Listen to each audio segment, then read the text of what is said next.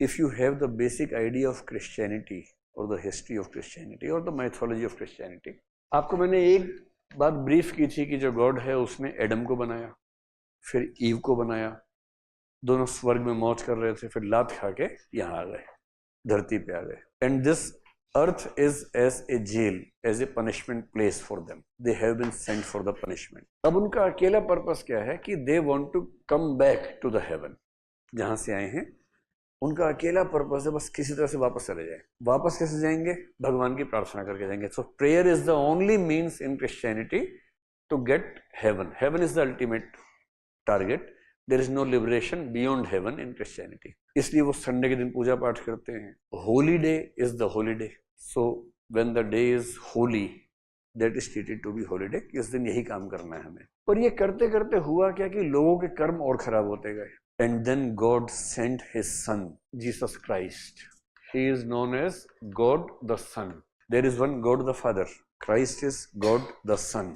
तो भगवान ने कहा कि बेटा तुम जाओ पृथ्वी पर. ये नीच, इतने नीच हैं ये सब लोग, इतने निकम्मे हैं. इनसे कहा कि पनिशमेंट के लिए भेज रहा हूँ, वहाँ ठीक बिहेव करना तो वापस बुला लूंगा. वहाँ जाके और बिगड़ गए हैं.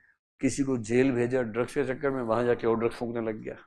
अब कहाँ भेजोगे उसको? कुछ कुछ वैसी हालात है. तो भगवान ने कहा देख बेटा, एक रूल है, कुछ गलत हुआ है तो जस्टिस तो होके रहेगा. और ये प्रिंसिपल जुडाइज्म से आ रहा है. जुडाइज्म में कंसेप्ट चलता है कि किसी के कर्मों का फल किसी और को मिल सकता है. And this has been taken in Bodhisattva also.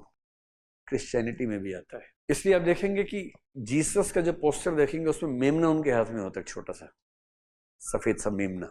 क्योंकि उस समय जुडाइज्म में कंसेप्ट ये था कि अगर आपने पाप किया है तो फल तो मिलना है, तो आप एक एनिमल को सेक्रीफाइस कर दो तो वो पाप आपका कम हो गया एनिमल के सेक्रीफाइस से.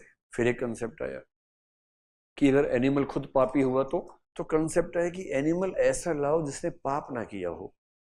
तो बहुत छोटे छोटे मेमने पैदा होते ही उन्हें मारने लग गए, क्योंकि ये तो पाप करने की उम्र ही नहीं उसकी. तो भी अभी पाप सोचेगा उसके पहले कट गया. तो हमारे बुरे कर्म इसके ऊपर चले गए. And Jesus rejected this idea and that is why he is holding that animal in the images in Christianity. अब जीसस क्यों आए हैं? भगवान ने क्यों भेजा? गॉड ने क्यों भेजा? बोले यार देखो, बुरा काम हुआ, फल तो मिलना है.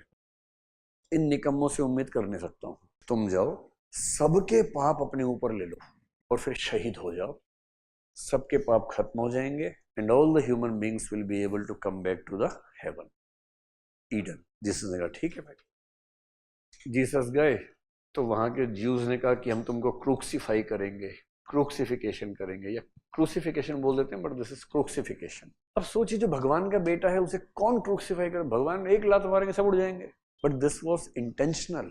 आई want to die so that कि इनके सारे खराब कर्म जो हैं मेरे साथ उनका हिसाब हो जाए and all can get liberated. Liberated मतलब हेवन चले जाए. In Christianity liberation means haven.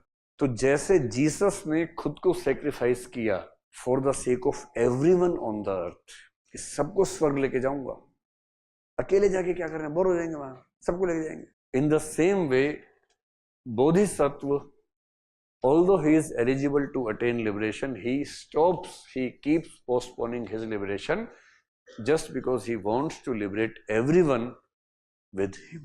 ये करता कैसे है? एक वर्ड है परिवर्त. परिवर्त इज ए कंसेप्ट.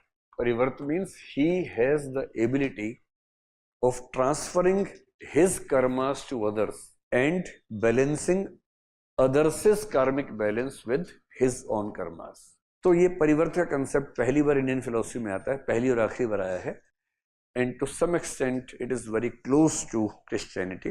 अब ये कहना कि क्रिश्चियनिटी का असर बेवकूफ़ी है, क्योंकि बुद्ध के मरने के 600 साल बाद जीसस हुए थे. तो जीसस का असर बुद्ध पे तो नहीं हो सकता है. अगर असर होगा तो बुद्ध का ही वहां गया होगा. तो may be this is an impact, may be this is just A similarity, but the concept of Jesus and the concept of Bodhisattva do have a lot of similarities between each other.